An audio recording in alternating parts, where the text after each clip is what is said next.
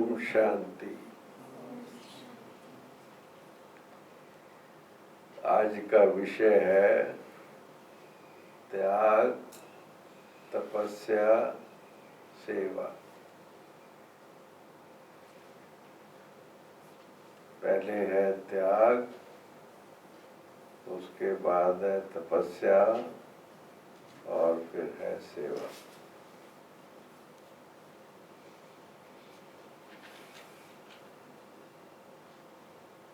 ईश्वर पिता ने जो आम बच्चों को समझ दी है,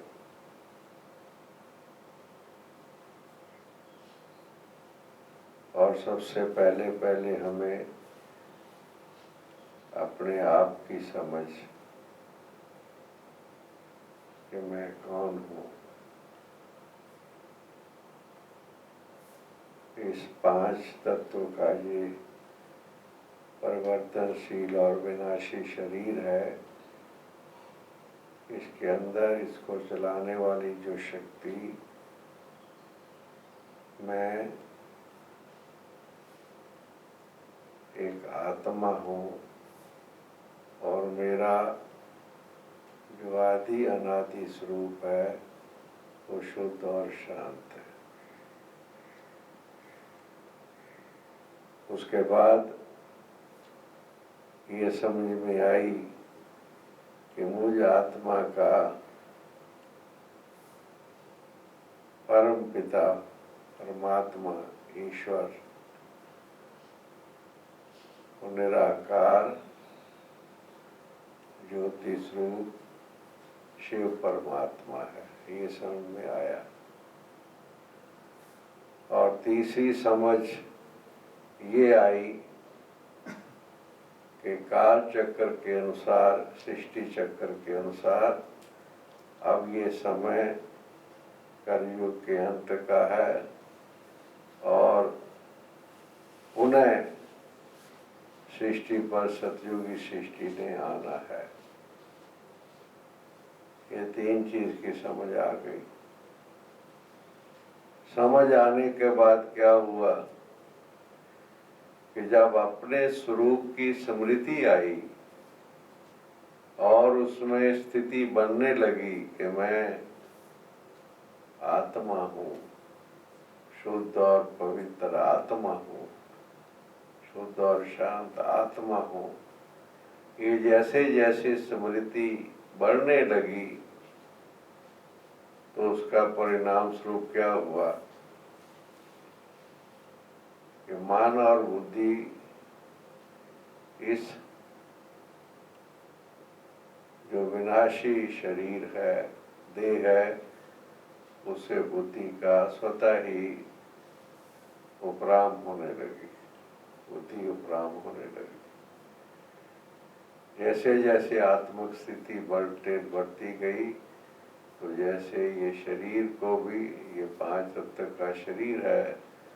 इसको यूज कर रहा हूँ बस अंदर, ये अंदर संकल्प रहने लगा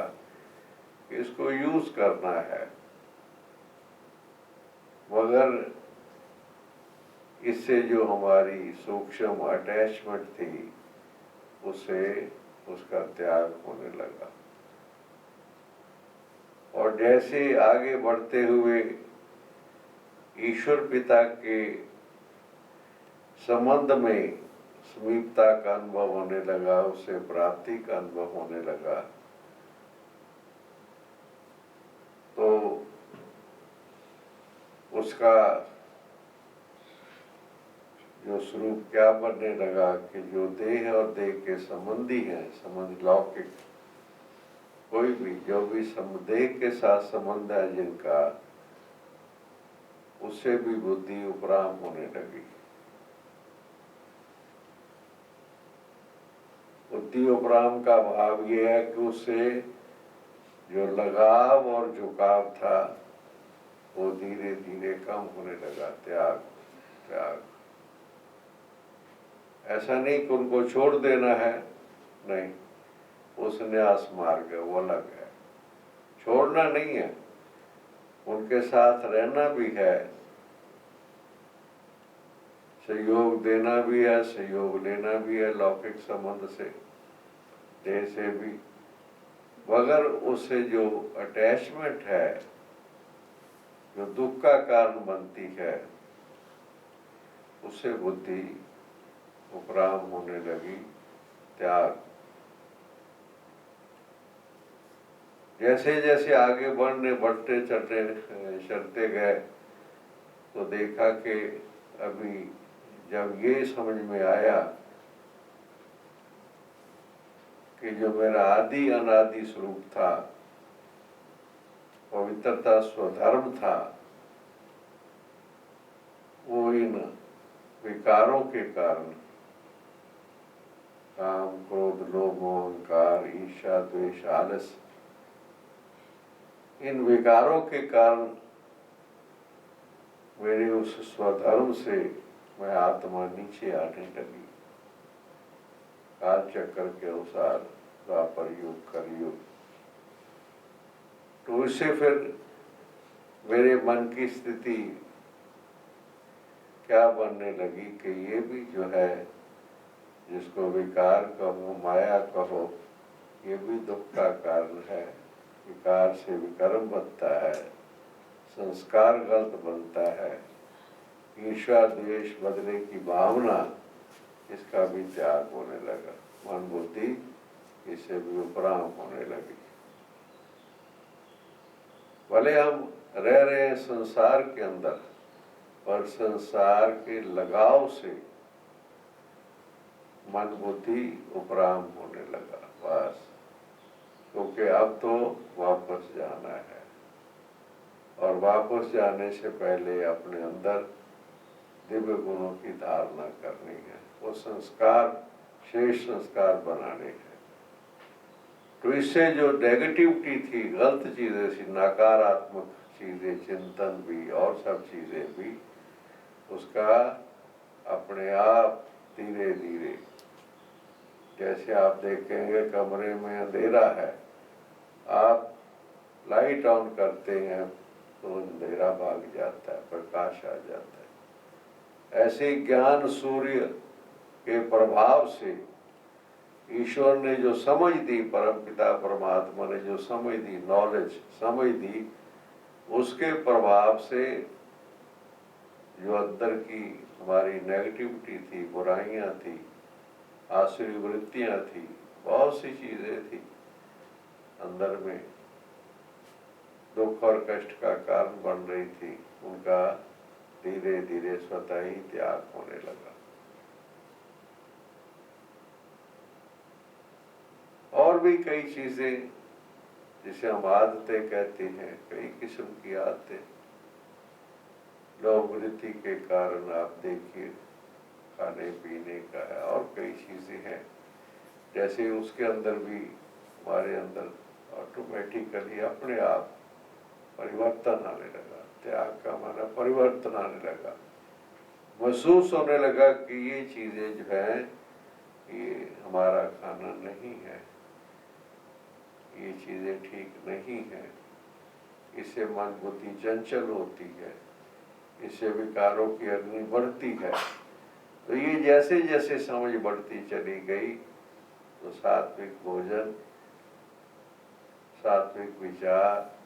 सात्विक आहार विहार जैसे हमारा वो बढ़ने लगा, और जो दूसरी चीजें थी अपने आप बोलते उनका त्याग। इस त्याग में ये नहीं कि कोई कठिनाई पैदा हुई, नहीं, ये त्याग भी अपने आप स्वतः अपने आप, जैसे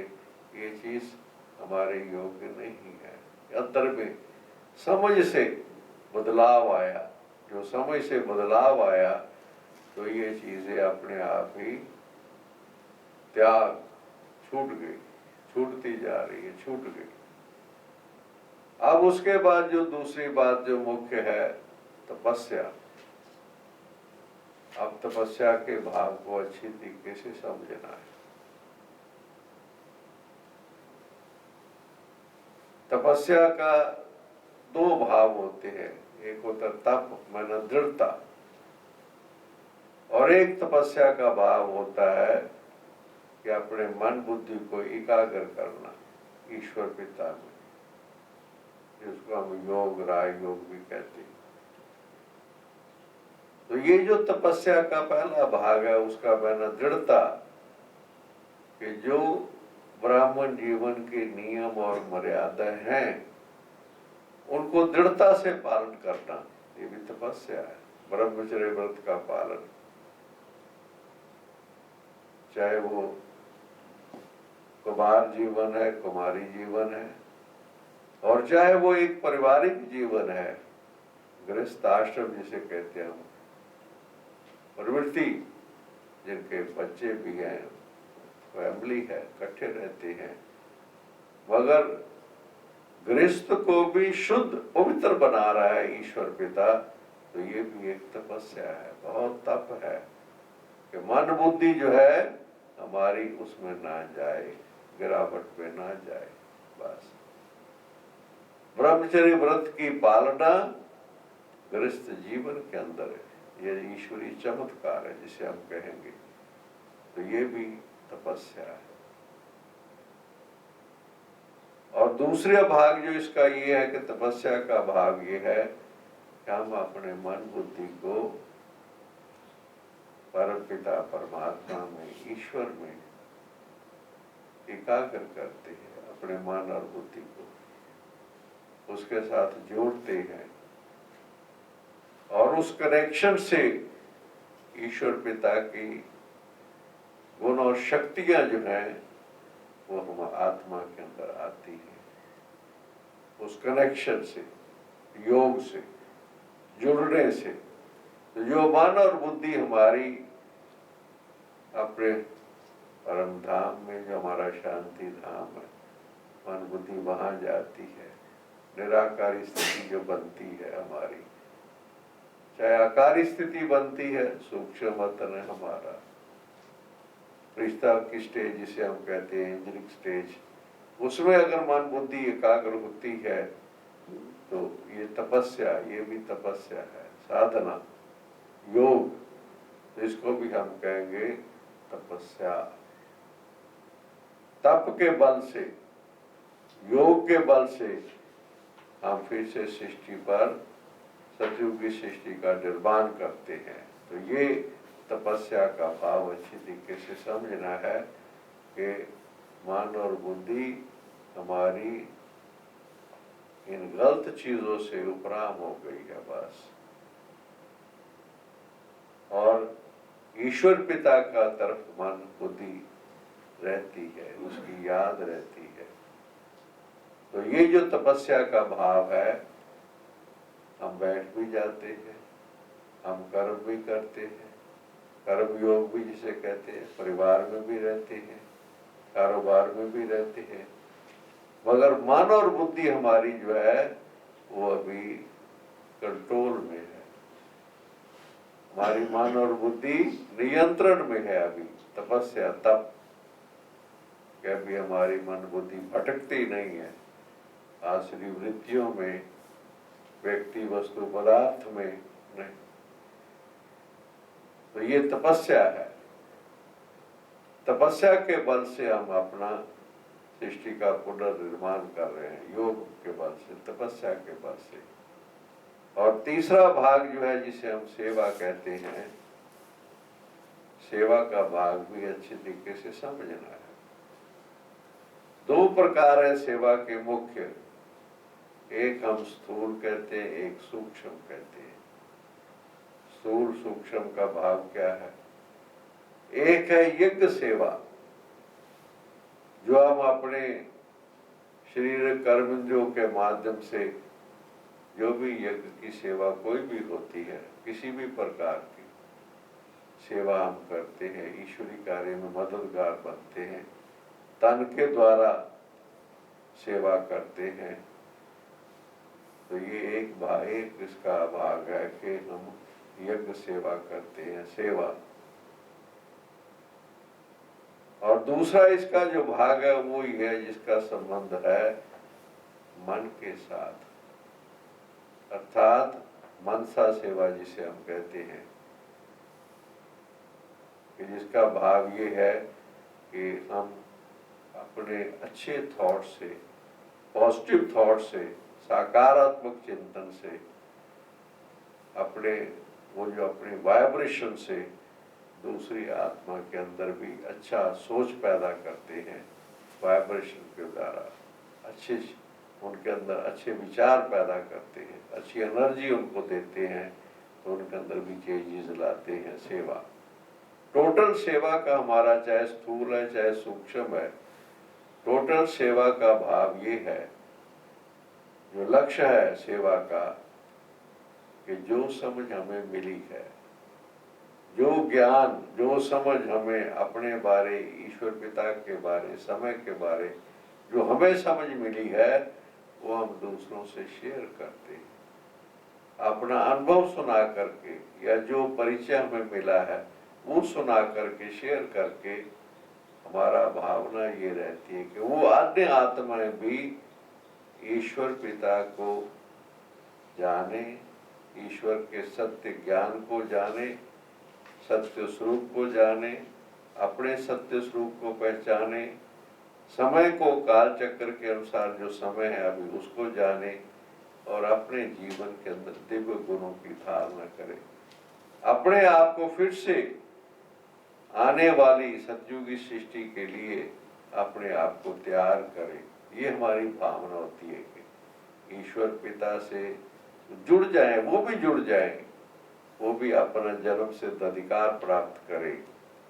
ये भावना से हम जो भी, चाहे उनको कोई ईश्वरी ज्ञान जो समझ हमें मिली है वो शेयर करते हैं, चाहे अपना अनुभव शेयर करते हैं, चाहे जो परिवर्तन हमारे अंदर कई चीजें आ रही हैं और जो हमें प्राप्तियां हो रही हैं वो शेयर करते हैं हम उनके साथ। तो उससे हमारी भावना ये रहती है कि अन्य आत्माएं भी ईश्वर पिता जो सृष्टि पर आकर के अपना दिव्य और अलौकिक कार्य कर रहे हैं, सतयुगी सृष्टि का पुनर्निर्माण का कार्य हो रहा है, ये जो इतने महान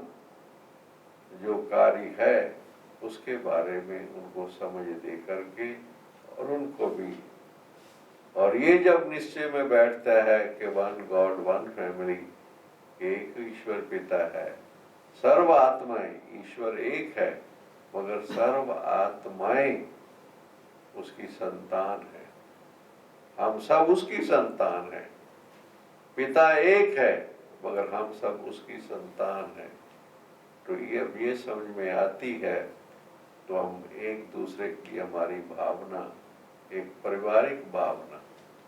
रूहानी परिवार जिसे हम कहते हैं, देह का परिवार हम जानते हैं, जिस्मानी परिवार के हम अनुभवी हैं सब, मगर ये जो है बेहद, हम कहा करते थे, हमें याद है, वसुदेव कुटुंबकम, सारा विश्व भी हमारा परिवार है, पर भाव नहीं समझते थे कि विश्व परिवार कैसे हमारा। अब समझ में आई है कि एक पिता होने के नाते से, परम पिता परमात्मा जिसे हम कहते हैं, उस पिता के नाते से सारी संतान है आत्माएं, तो एक फैमिली होगी, अपनापन नजर आता है। हम जिसको भी देखते हैं,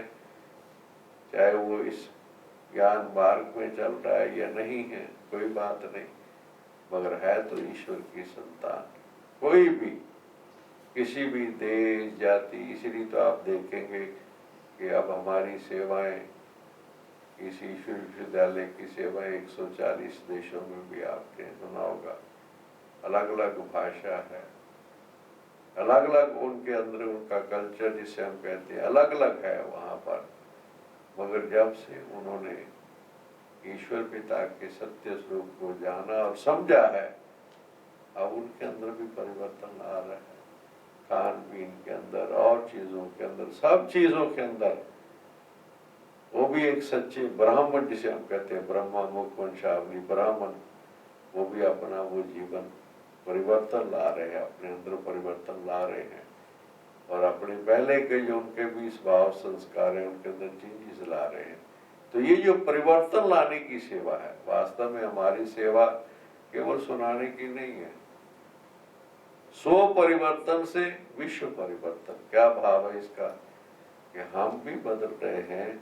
और दूसरों को भी बदलने की प्रेरणा दे रहे हैं, ताकि उनका जीवन भी जो श्रेष्ठ बन जाए, सतयुग की सृष्टि के लिए उनको भी तैयार हो जाए। तो इसलिए सेवा हमारी जो है, केवल किसी को 2-4 शब्द ज्ञान के सुना देना, वो तो ठीक है, वो तो ज्ञान तो सुनाएंगे ही, मगर भाव हमारा ये है कि उसके अंदर ऐसे भाव पैदा करना, रूहानी स्नेह दे करके, रूहानी सहयोग दे करके, उनके अंदर जो स्नेह, ईश्वरी स्नेह पैदा करना, उनके अंदर भी ईश्वरी स्नेह पैदा करना। वो जो सच्ची सेवा, सच्ची सेवा जिसे हम कहते हैं, वो सच्ची सेवा ये है कि वो भी अपने परिवार के अपनेपन की फीलिंग उनको देना, उनको अपनापन का, और केवल फीलिंग नहीं बल्कि ऐसा कर्म जिसके जब कहते हैं श्रेष्ठ कर्म से दुआएं प्राप्त होती हैं, तो ऐसा श्रेष्ठ कर्म करके जैसे उनके मन के अंदर उनके मन के भाव बदल देना, और उनको भी एक परिवार का सदस्य बना करके ईश्वरी कार्य में सहयोगी बनाना, उनका जीवन भी धन्य हो जाए, और उनके संबंध में भी जो फिर हो वो भी सारे बदल जाए। इस तरीके से ये जो कार्य है, जिसे हम कहते हैं सच्ची दीपमाला, क्या भाव है कि हर एक आत्मा की ज्योति, जिसके अंदर ज्ञान की रोशनी प्राय खत्म हो गई थी और आश्रय वृत्तियां बढ़ गई थी, इसके कारण से, देहभान के कारण से, अज्ञानता के कारण से, अंधकार के कारण से, उसको फिर से उनकी आत्मा को जागृत करना ज्ञान और योग के आधार से, और उसके बाद वो फिर दूसरों की सेवा करे। ये है सेवा का भाव हमारा। इसलिए त्याग को भी अच्छे तरीके से समझना है, तपस्या के भाव को भी समझना है, और सेवा के भी यथार्थ भाव को समझना है कि त्याग किस चीज का, तपस्या का भाव क्या है और सेवा का भाव क्या है। इसलिए अच्छी तरीके से सार रूप में जिसे हम ये कहेंगे कि जो आसुरी वृत्तियां हैं अंदर में, नेगेटिविटी आत्मा में आ गई देहभान के कारण, उनको खत्म, त्याग, बस नेगेटिविटी का त्याग, और दृढ़ता से अंदर में जो नियम और मर्यादा है, जो व्रत है, जिसे व्रत कहते हैं, वो अंदर लेना, हमेशा के लिए परिवर्तन किए अंदर पर संकल्प लेना, जिसको तप कहते, तपस्या। ये तपस्या की हमारी जीवन है कि हमें अपने अंदर उन चीजों का परिवर्तन लाना ही है। और सेवा का भाव ये है कि हमारा ये फर्ज बनता है कि जो चीज हमें मिली है, जो हमें जागृति हुई है, जो हमें प्राप्तियां हो रही हैं, हम दूसरों के साथ भी शेयर करें, और जैसे हमारा जीवन धन्य बन रहा है उनका जीवन भी धन्य बनाए। सच्ची सेवा, रूहानी सेवा जिसे हम कहते हैं, आत्मिक नाते से उनको अंदर, उनके अंदर समझ दे करके और परिवर्तन लाना, इसको हम कहेंगे सच्ची सेवा। ओम शांति।